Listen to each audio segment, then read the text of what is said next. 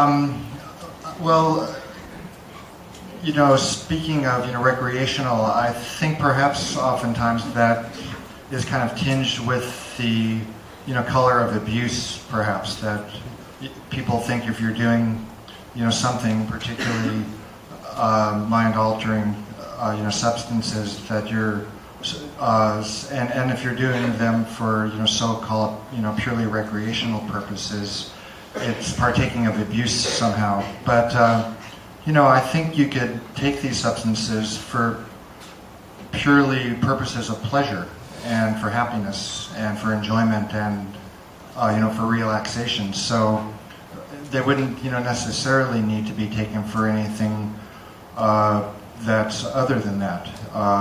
If you've had a long day or a long week at work, you could take some mushrooms and just relax. That could be, recreational. That could be recreational use of a psychedelic drug.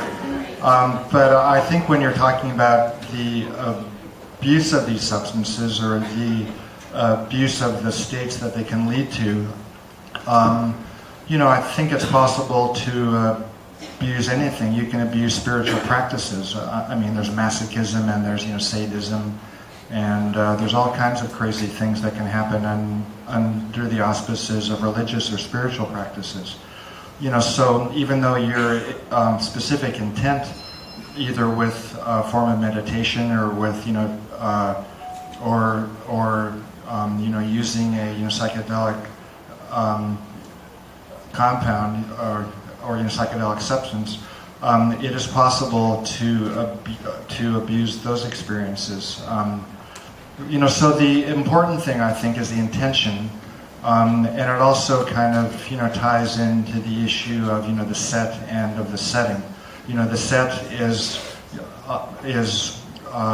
the state of mind of the person experiencing the drug, their health, their biological state, their expectations, their psychology, and the setting is, the set of the other people in the environment, and also the place that you decide, to take the material or to have the experience. You can have a spiritual experience in an MR scanner if you're participating in a brain scan study. It can be a spiritual experience for you if you go in with that specific intent. Or if you're going to be taking a substance in a church or in a monastery, it could be purely recreational. So it's a very complex interplay, I believe, among the three elements of the intention and the set and of the setting. I think with respect to integration of the experience, that's, I think, the $64,000 question. What do you do after you come down? And, speaking, personally, I kind of decided to make a career out of it.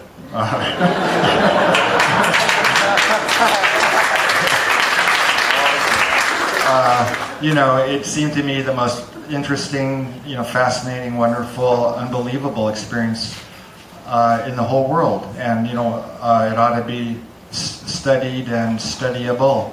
And it just, so happened I was in the right place at the right time and was able to, to perform the studies that I did. But I think it's a, case of being able to, find yourself in a position that you can resonate with the experience in your everyday life.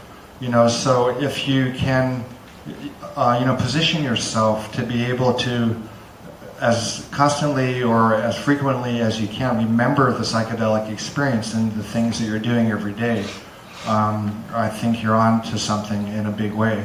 If it involves, studying, texts or becoming a, religious acolyte, that's one thing. If it,